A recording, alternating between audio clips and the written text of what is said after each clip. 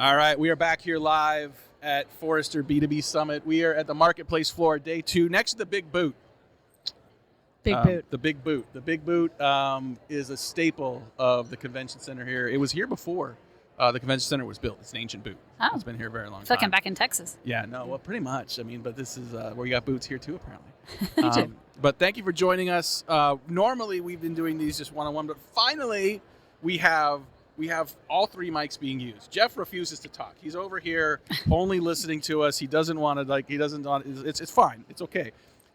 It's a long show. We might get you to talk at some point. Okay. But we have Kelly Hopping here. Kelly is the CMO at 6 Sense. We've got Natalie Cunningham. She is the CMO at Data Axle. We were going to do these separately, and now we're doing them together, and I couldn't be happier. All right. Worked out perfectly. Kelly and I have been hanging out all day at this point. Yeah, might as well record it. Right. Might as well record it. And I literally, we were just having, sort of pre-show small talk, and I'm like, this should be the talk. This is just really good. And I'm going to retell a story. So Kelly, CMO 6 Sense, our partner on CMO Coffee Talk. So every Friday morning, we get literally almost 500 CMOs joining for a conversation. We encourage people to have video on. It's come as you are. We don't record these. It's just for CMOs. And so Kelly's, joining from her laptop. You can tell she's at home somewhere. And so she gets up and sort of walks off, but apparently has one of those cameras that's wants to follow you as you kind of go left and right. And she just disappeared. So the camera freaks out. It says, "Where's a person?" It finally finds her son eating cereal at a table, and so it just sticks with him. It's just her son's eating bread, and then finally finishes, gets up, takes it to the sink, still following him around.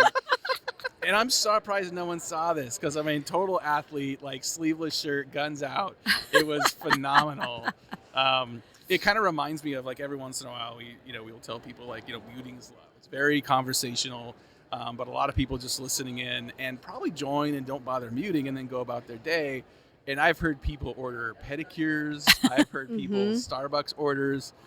In 6+ years of doing it, I'm really surprised we haven't heard anything. Untoward. Untoward. Yes. Yes. But I think untoward might be a little on brand for the group as well. You come as you are. There's no recording on purpose. No, there's no recording. We call Friday morning first sip club, right? First meeting in the morning, first kickoff of the weekend. And we do that every week. Once a month, the third Wednesday of the month, we have a get-together in the afternoon we call Last Sip Club. So first sip club, we say, is for coffee and learning. Last sip club is liquor and complaining. Oh. And that we really don't record. We really make sure we don't record that one. Well, I try to come to all of them, the 7 and the 10 on Friday mornings. But I'm sometimes in single parent mode if my husband's got something else or he's traveling or whatever. Yeah. So I'm on at 7 a.m., but I've got to make lunches and make breakfast and get the kids out the door in the process. Oh, yeah. So next time I should turn off the camera or turn off the camera follow feature of Zoom and lock it in. So maybe it just stares at least at an empty sink instead of my son I really eating think cereal. That feature should not be the default. I agree. It's invasive. Terrifying. Yeah, no, you never know what it's going to pick up.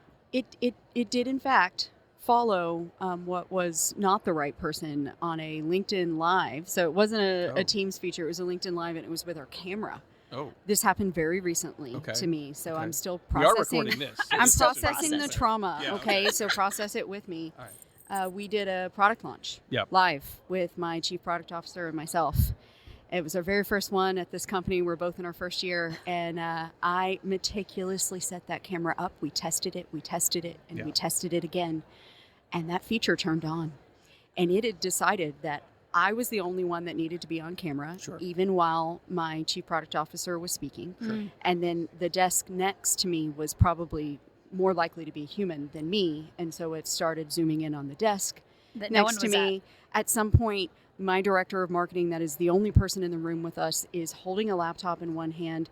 She is physically holding the camera from moving in the other hand, balancing on one leg, patting her head, rubbing her stomach. It was a mess. That's how the sausage gets made, though. People think this is just seamless, right? Oh, yeah. And there's a reason why we don't do this with a lot of video. There's a reason why sales pipeline radio, I have a face for radio. You can see it from 10 years ago over there. It hasn't gotten better. Oh, young Matt. Young Matt. Well, I appreciate you both for being here. I appreciate that you both, part of the CMO group. I appreciate what we've been able to sort of build together there. And, I was talking to someone earlier this week that, I think a community is it's about the people in it. And a good community that sustains are people that care about each other, that lean into each other, that support each other. I've been really heartened to see, we just launched earlier this month, sort of finally after 6 years, sort of a one-on-one connection feature. So sort of if you're in a particular channel, once a month, you'll be randomly connected with someone else. And we launched it like a week and a half ago, and we're starting to see like some people say like, I just met with so-and-so and I didn't know them, and we connected on all these things. And sometimes it's not a work thing. Sometimes it's a personal thing.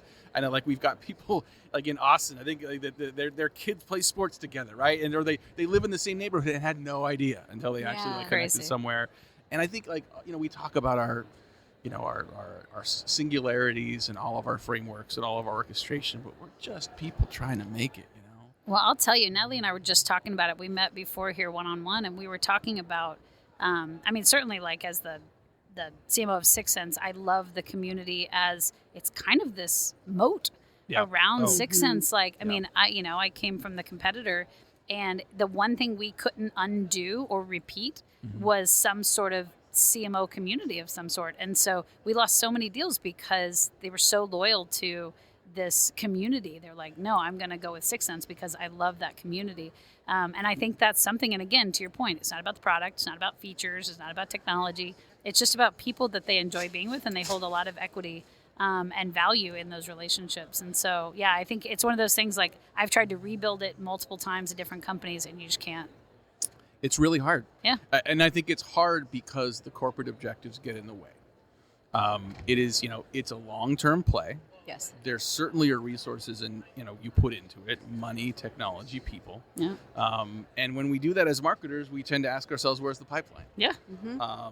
I've seen groups launch where they're like, we're going to grow a group. It's not going to cost anything, but we're going to have 8 sponsors. Well, now you got 8 companies that want you on the list. Now you got 8 more companies that are pitching to you. And maybe that's okay. Maybe the triage there or the arbitrage is okay. Maybe you're okay to accept that. But we don't have any more time in the day. The number of vendors that want to build a community or want us to go to their user conference or want us to spend time with them is growing exponentially, and our time is becoming more finite. Yeah. So to be able to create something and to sustain something that sort of keeps that attention, I think is very hard to do. Well, and I think we want to like invest in, like as CMOs, we want to invest in one place. I'm going to commit to doing this every week. I can't commit to doing 4 of these a week. I can't commit to doing different groups or meeting people across all of them. Like I'm going to go with one and do it really, really well.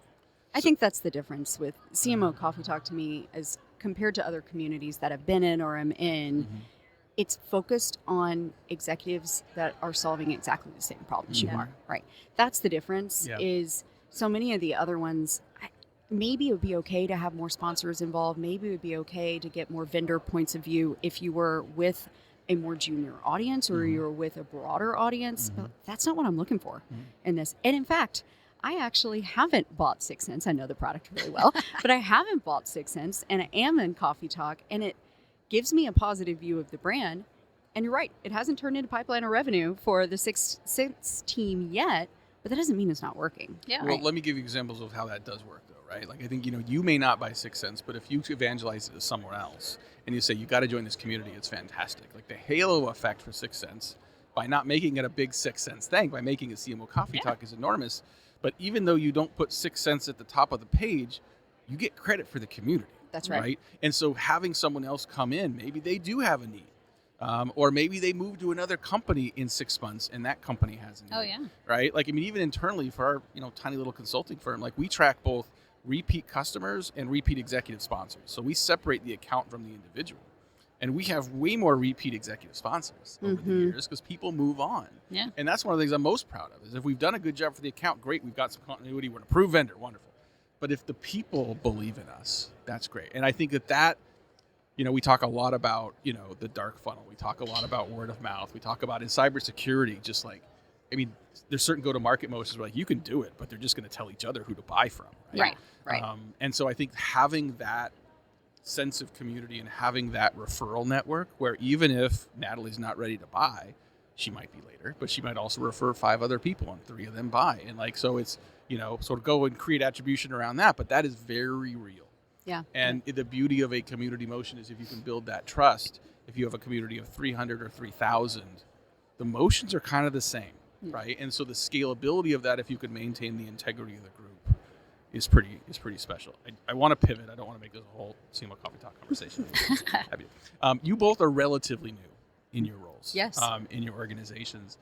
You came into companies that, I've talked to both of you about this, where you come into a company where when you're the new leader, inherently you're coming because they're expecting you to change things. They're expecting you to do new things. But there's things that have always been done. There's things that people are comfortable with. And that's everything from traditions to personalities to habits to sacred cows in a variety of formats. And so you've got a mandate to do something different, and you've got sometimes a culture and a go-to-market environment that, by definition, because we're humans, doesn't want to change. How do you navigate? How do you? And that's I realize how hard this question is. Yeah. But I don't expect you to have the answer. But what are things you're doing and have done that kind of help with that process? Yeah, it's such a tough question, and I've had this conversation over and over and over again, even today, this morning with a couple of people. Absolutely, I don't think anybody has the clear answer.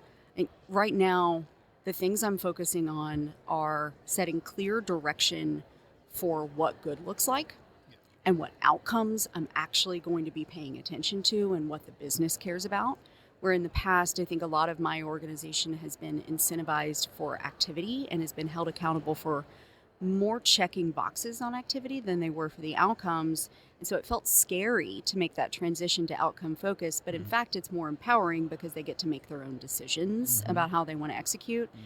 So we started there. And then the second piece has been really focusing on giving them space at the beginning of a project or the beginning of a new campaign to think creatively. And trying to remove these boundaries they have from prior experience, from their former manager, from even other companies, right? But in many cases from their prior experience at the company of, yes, but there's clearly a box I have to work within. And I'm trying to get them to understand that that's not true. That in fact, a great example is we're bringing brands together across different sectors of our business and unifying as one data axle. And as part of that process, we're going to build a whole new web experience. And I asked my team at the beginning to think big, give me big ideas. Imagine you don't have any constraints. What would you do? And the first ideas that came back were iterations, slight improvements. And I said, okay, but think bigger.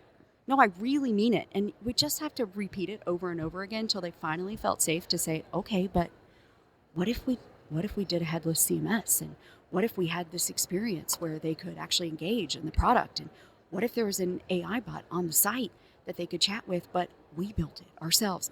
It's the first time they came with new ideas and they were excited. Yeah. And I think encouraging that has made a big difference. And then it matriculates throughout the team when you see a couple of people have that positive experience. Yeah, I think for me, I think clarity from the beginning is really helpful.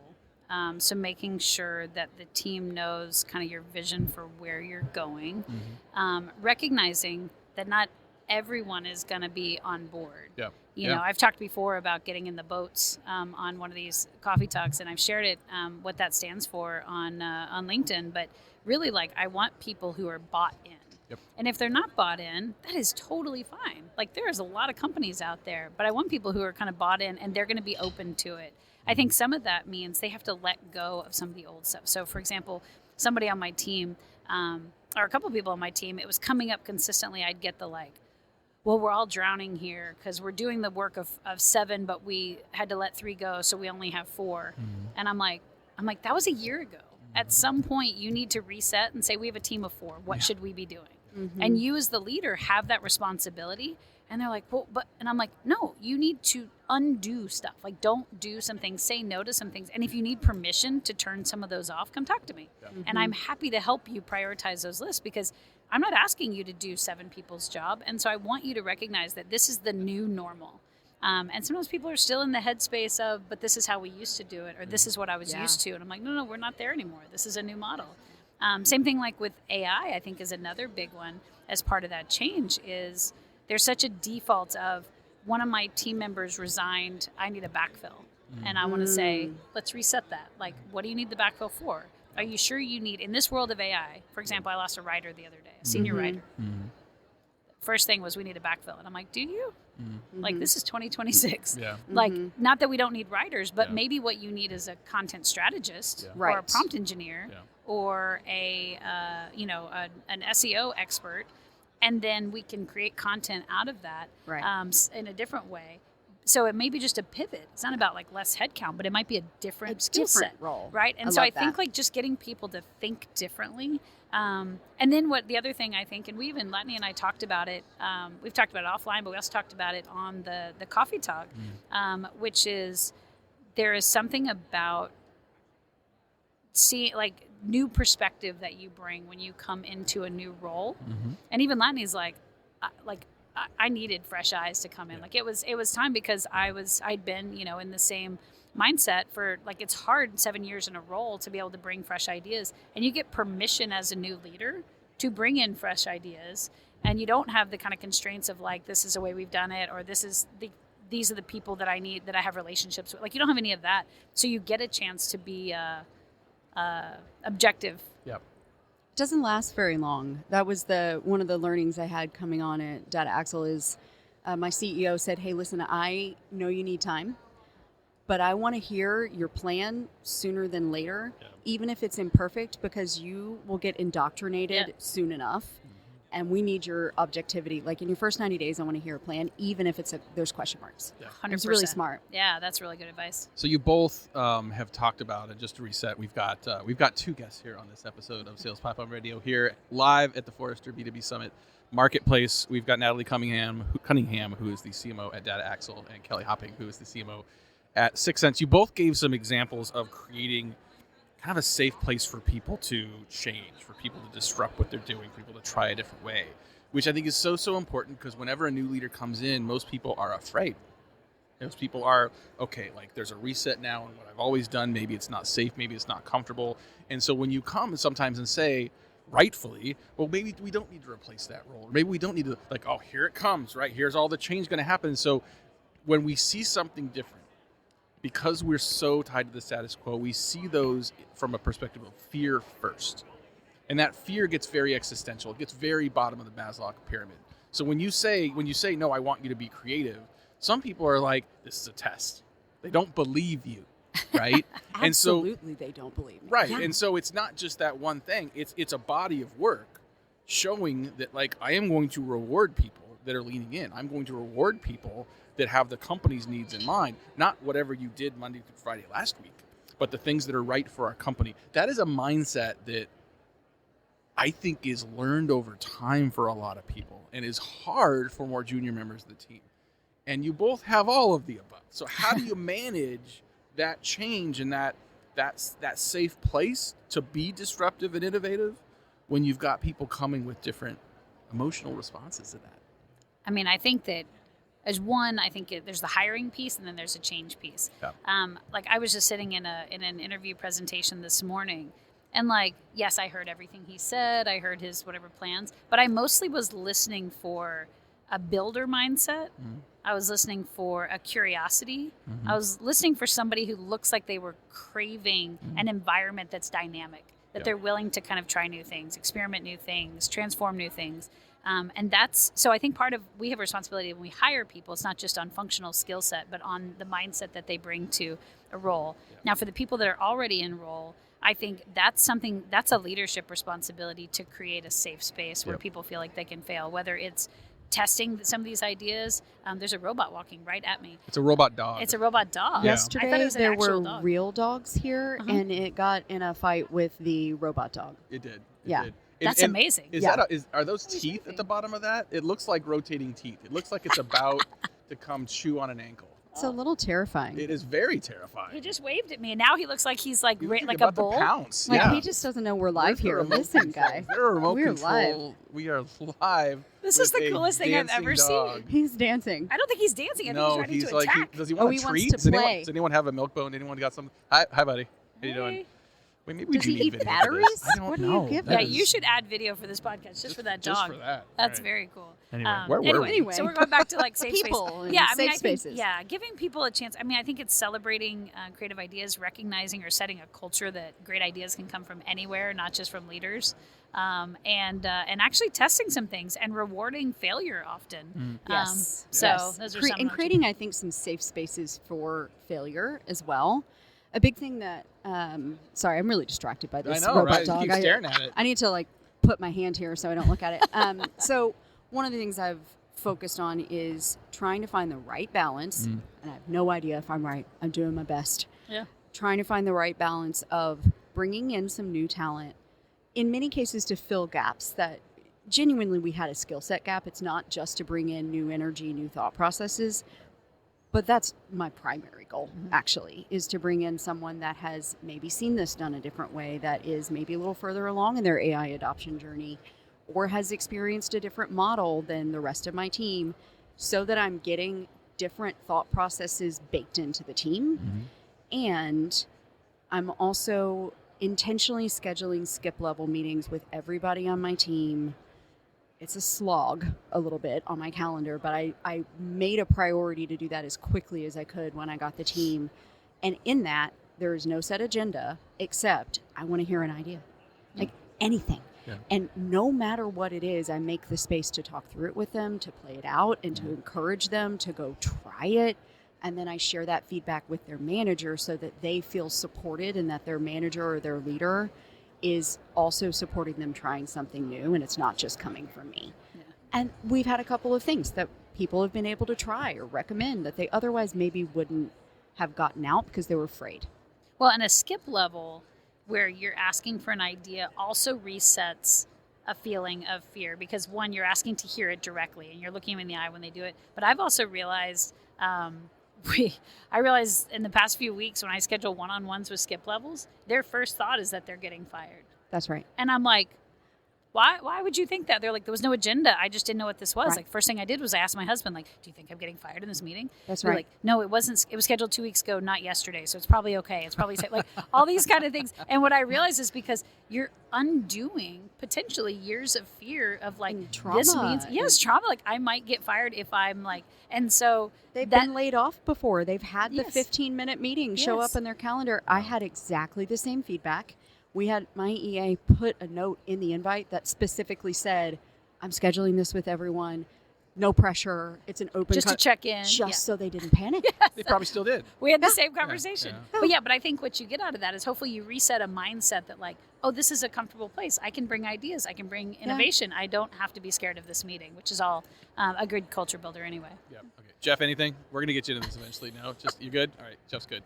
All right. We've been talking mostly about sort of just leadership, managing through change, through sort of new roles, and mostly talking about sort of into your organization. I want to talk about managing laterally and managing up, right? So you've got your peer group, which a lot of CMOs and C-suite will say, like, that's my first team. My first team is the leadership team, right? And that could be a hard message for a marketing team or for your down level team to have not heard that before. I mean, say down level makes me sound like we're an MLM now. But I mean, that Down could the be pyramid. yeah, like Yeah. anyway. Mary But there's your first team, and then there's the people that hired you, which is the CEO and the board and the investors.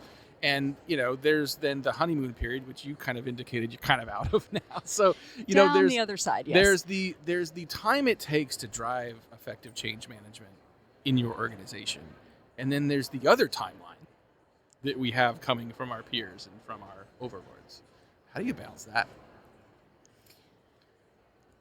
Alcohol? Yeah. Is that an okay answer? Yeah, I mean, the real answer is, for me, I do prioritize my peers, my first team. It doesn't mean I'm deprioritizing my marketing team, but I prioritize time and input from my first team more than I ever have, I think, in prior roles. I felt like that was particularly important here, just given the size of the organization, the complexity. And then I am lucky.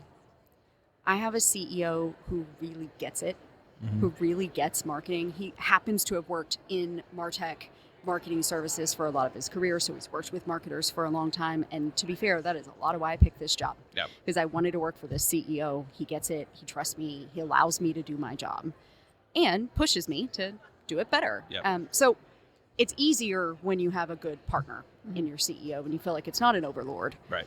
And then, certainly I think the other big thing for me has been hiring and building a marketing leadership team that I can rely on to be the culture leader in the room and to make marketing feel important and supported when I'm not there. Yeah. I have to be able to put my VPs in a room and know that team is going to keep the project moving forward, but they're also going to feel supported and important when I have to go to a meeting with my chief product officer. That they need to be me when I'm not there. Yeah. And that has we just made a very recent hire and kind of rounded out my senior leadership team, and that has made all the difference. Yeah. Yeah, I would say I'm a big believer in first team. And that started the first time I ever managed people. Like when I was at Rackspace, we were big kind of table group, Pat Lencioni fans, did a lot of that first team building, 5 dysfunctions of a team and all of that. Oh, yeah. And so that's kind of carried through. And then here now at Sixth Sense, we, if you've been following the news at all, you've seen that we've kind of, the entire leadership team is new. Right. And so we had an offsite about a month ago, just the ELT, and it was entirely focused on team building as a first team. Yes. Because we don't know each other well. We're all pretty new, so we had to build trust, get to understand how we work, understand each other's strengths, understand what makes each other tick, understand how we think, and kind of set some guidelines of saying, hey, how do we want to work as a first team? So that was great for trust building there. And so I am a big believer in that. I will say that comes with maturity. I don't think my first CMO gig, I'm on my 5th. I don't think my first CMO gig, I was wise enough. I focused down on my team more than I focused on first team. And what it created was a lack of air cover for my team to work cross-functionally. Yes. And so what I need is if I have good relationships with my CRO, my CPO, my CCO, it's going to allow my team to work much more seamlessly, which I think is super important. It also, I think, sets a great example. This is a message I've been trying to push with my leadership team is you need to build relationships with your peers cross-functionally as well. This is going to serve your career. It's going to serve your objectives. You don't do anything alone in marketing. Go build relationships with the VP of sales. Go build that relationship with the VP of product. I promise it's going to serve you.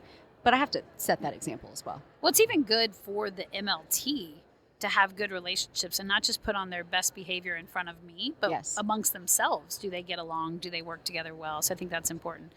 The other thing I was going to say was on the permission on managing up and those things. Honestly, I think it's when I first got here, I was like, we got to hit pipeline. Yeah. If I can hit my pipeline number, then leadership will give me breathing room. That's the other way you kind of get some space. And so I was like, okay, Q1, first quarter in, we got to hit our pipeline target, which we did last week.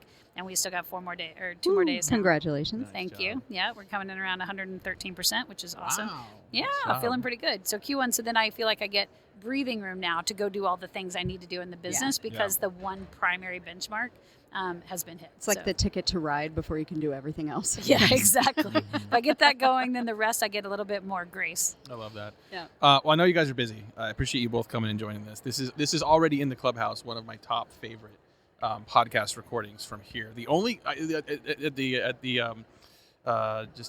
everybody, if you're listening to this and you also recorded with us, you were wonderful too. But like I